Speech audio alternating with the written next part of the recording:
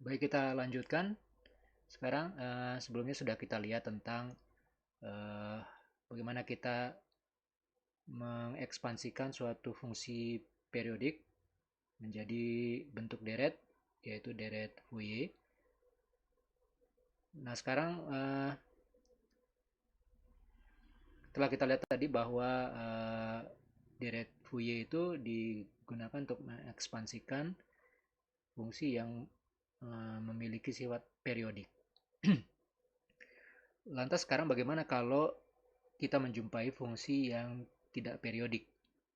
Nah, sebenarnya pendekatannya bisa tetap menggunakan uh, hal yang serupa dengan uraian deret Fourier itu, yaitu jika kita memandang fungsi yang non-periodik itu sebagai fungsi yang periodik, tapi dengan periode menuju tak hingga. Jadi sebenarnya kita bisa melihat juga bahwa fungsi yang non-periodik itu sebagai fungsi periodik, tapi dengan periode tak hingga. Sebab itu, perumusan atau ungkapan yang kita gunakan dalam menurunkan ekspansi deret Fourier itu, ya koefisien AN, BN, dan CN-nya itu bisa tetap kita gunakan hanya dengan mengingat bahwa L-nya, periodenya menuju tak hingga. Kemudian nanti akan kita lihat bahwa dengan kondisi seperti itu, maka frekuensi dari frekuensi ekspansi Fourier-nya, sinus ataupun kosinusnya itu tidak lagi diskrit. Sebelumnya kalau deret Fourier kita mendapati suku-sukunya ada misalkan sin X, sin 2X, sin 3X, sin 4X, dan seterusnya, itu menunjukkan fungsi harmonik dengan frekuensi yang diskrit. 1, 2, 3, dan seterusnya. Ya, atau misalkan NPX per L dan seterusnya. Tapi kalau periode dari fungsi ini menuju tak hingga, maka akan kita peroleh bahwa spektrum frekuensinya tidak lagi diskrit, melainkan kontinu.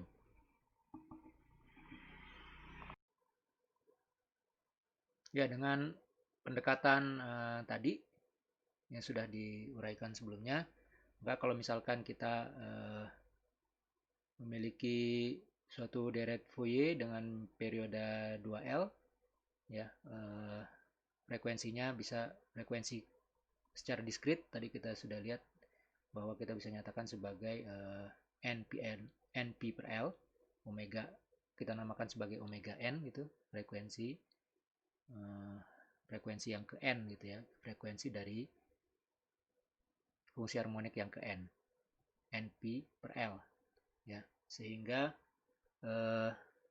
fungsi periodik tadi bisa diekspansikan menjadi deret Fourier yang kita nyatakan seperti ini. Ya, nah sekarang jika kita gunakan pendekatan bahwa fungsi non periodik, maka periodenya bisa kita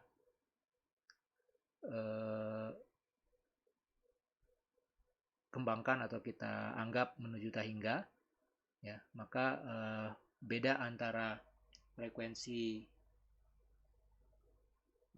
ke n dengan frekuensi setelahnya n plus 1 itu yang sebelumnya kita nyatakan sebagai delta W seperti ini, delta omega, maka kalau spektrumnya kontinu, kita akan bisa tuliskan sebagai d omega.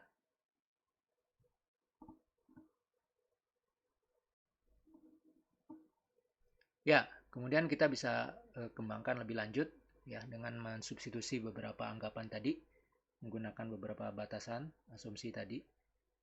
Maka deret Fourier yang tadi kita tuliskan yaitu misalkan seperti ini, deret n sama dengan 0 sampai tak hingga an cos omega n x tambah deret n sama dengan 0 sampai tak hingga bn sin omega n x. Lalu kita gunakan substitusi tadi, ya, delta omeganya kita ubah menjadi d omega dan omega n-nya bersifat kontinu jadi omega, maka kita akan peroleh bentuk perkalian seperti ini, integral seperti ini ya. Jadi fx itu bisa diperoleh dari integral 0 sampai t hingga cos omega x d omega per pi ya, dikali integral minus t hingga sampai t hingga f suatu fungsi tertentu ya, f dalam domain yang lain cos omega g ya, d g seperti ini ya.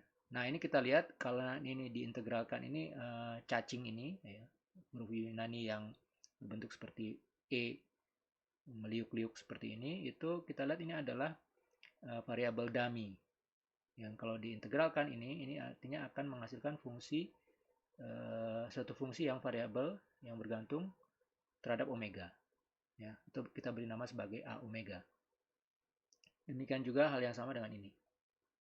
Kita bisa lihat bahwa ini sebenarnya bentuk yang mirip dengan deret Fourier ya, di mana pada deret Fourier bagian ini adalah koefisien Bn dan ini adalah koefisien An, tapi dalam transformasi Fourier ini yang kita gunakan tadi untuk mengekspansikan suatu fungsi yang non periodik itu, maka An-nya berubah menjadi kontinu, suatu fungsi kontinu, tidak lagi diskrit ya, koefisien tadi tidak lagi diskrit, dengan kontinu berupa spektrum, dan kita beri nama sebagai A omega dan B omega.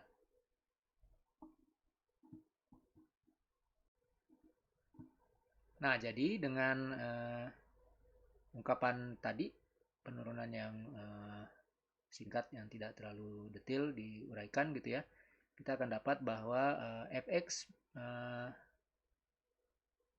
untuk fungsi fx yang non periodik seperti ini kita bisa nyatakan sebagai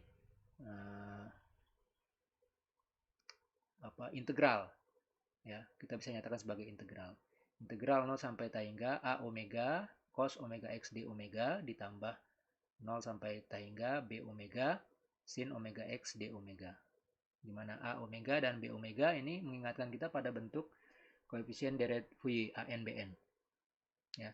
Ingat bahwa dalam koefisien dalam uraian deret Fourier itu fx berarti kita nyatakan sigma an cos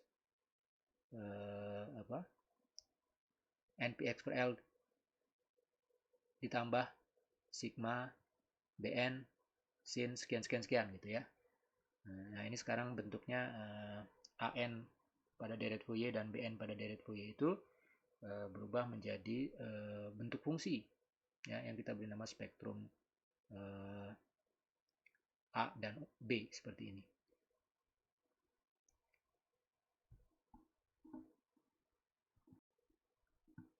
Nah dalam deret Fourier, uraian deret Fourier juga kita mengenal bentuk atau koefisien yang atau uraian deret Fourier menggunakan fungsi bilangan kompleks ya.